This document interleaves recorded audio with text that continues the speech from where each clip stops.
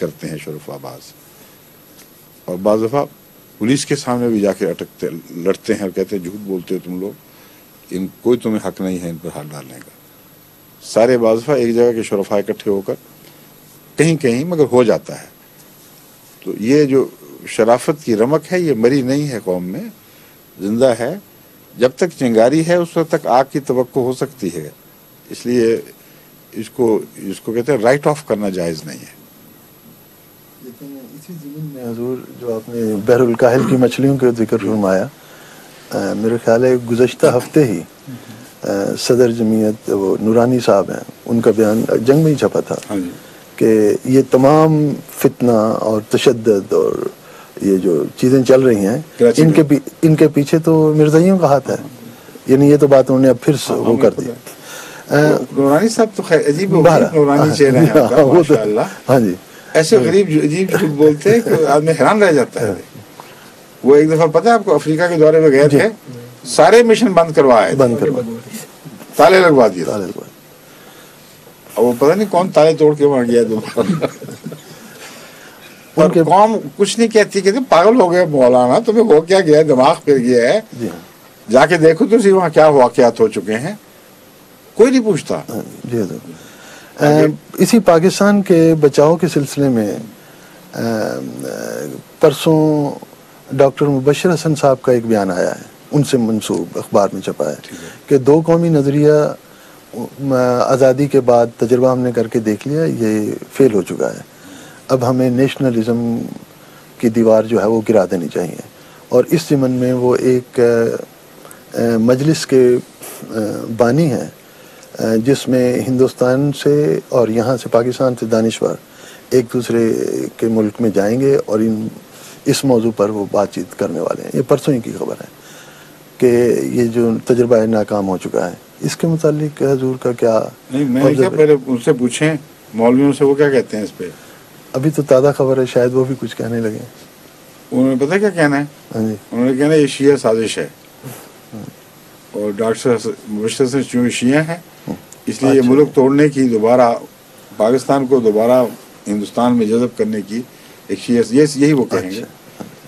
وہاں تو دانشور بھی بیچارہ کوئی اپنی دیانت سے جو سمجھتا ہے اس پہ زبان نہیں کھول سکتا. اب انہوں نے کافی پیچھے پڑنا ہے ڈاکٹر صاحب کے، ڈاکٹر مبشر بیچارے کی کافی شامت ہے. ویسے وہ بہادر آدمی، اس میں کوئی شک نہیں، لیکن شامت ان کی کافی آنی ہے.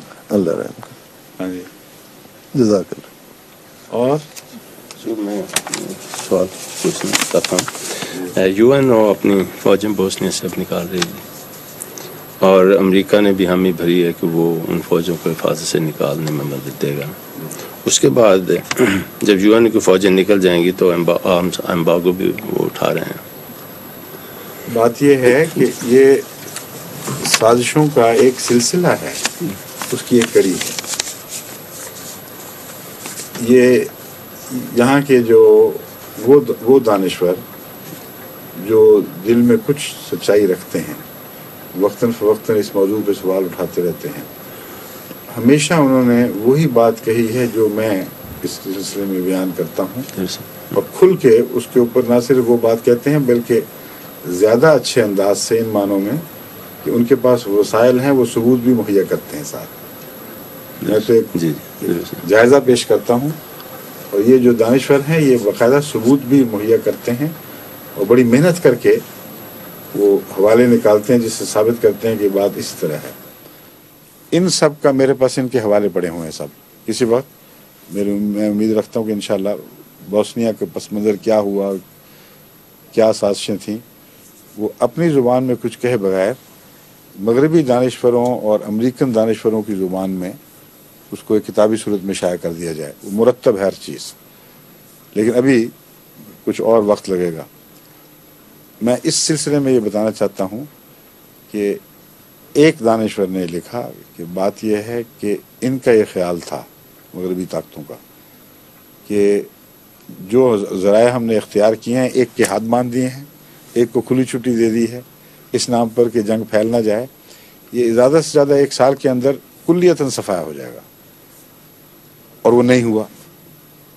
کیوں نہیں ہوا کسی کی سمجھ نہیں آ رہی کہ کیوں نہیں ہوا. اور जब कुछ भी बाकी नहीं होता था तब भी वो सर कामयाब नहीं होते थे अपनी सब फौजी बर्तरी के बावजूद। तो इन्होंने फिर और मेयर्स इख्तियार करने शुरू किए, इनको उलझाया इसमें गुफ्तो शनीद में, ज़बरदस्ती उनसे अपना मुल्क कटवाने पर दस्तखत करने की कोशिश की।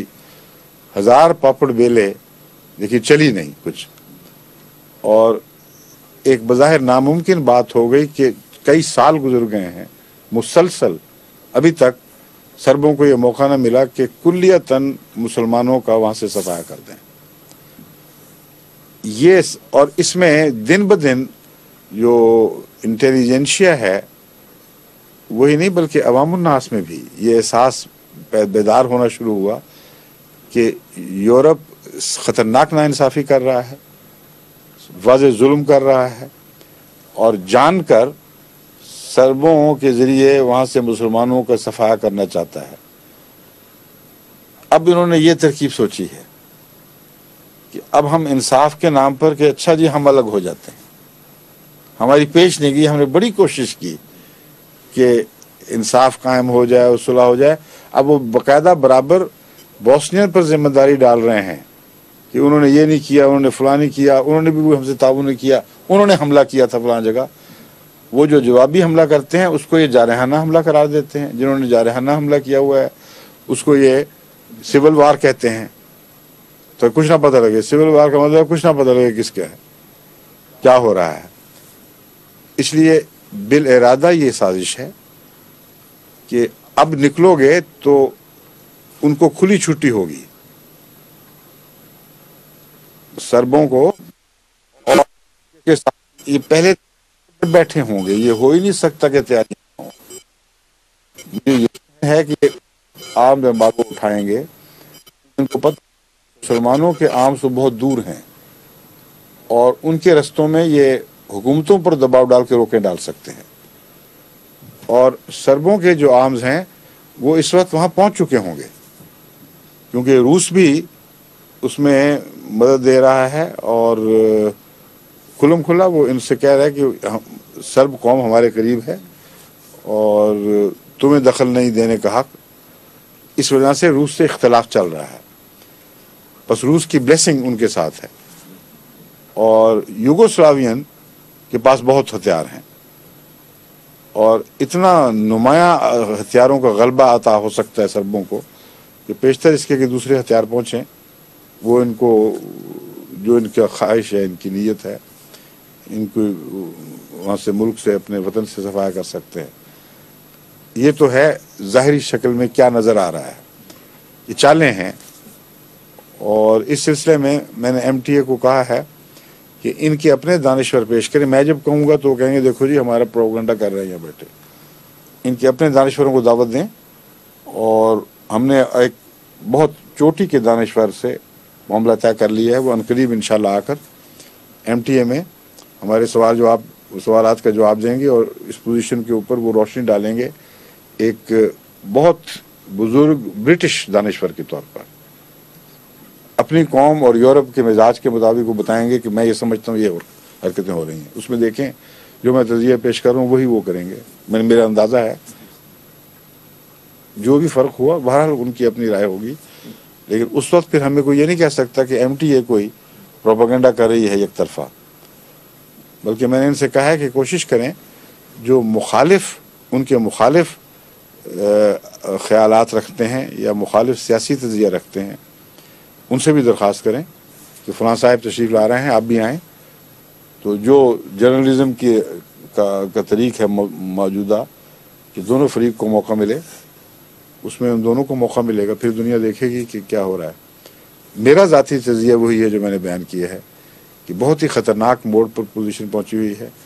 अगर इस्लामी मुल्कों ने जल्दी न की और ख़ुसूसन टर्की ने बिला ताख़ीर इनको हथियार और ज़रूरतें पूरी करने के लिए सामान ना भिजवाए तो फिर अल्लाह बेहतर जानता है कि क्या हो। वैसे जिस तरह सारी दुनिया में जमात दुआएं कर रही है, मुझे उम्मीद है कि इंशाल्लाह इनकी ये तदबीर भी ना कारगर साबित नहीं हो सकती। ये ड्रामा देखा किस तरह शुरू हुआ था, अमेरिका का जहाज़, कितना बना बनाया खेल था। ये बहुत ही कोई हद से ज़्यादा कोई सादा होगा, जो ये समझे कि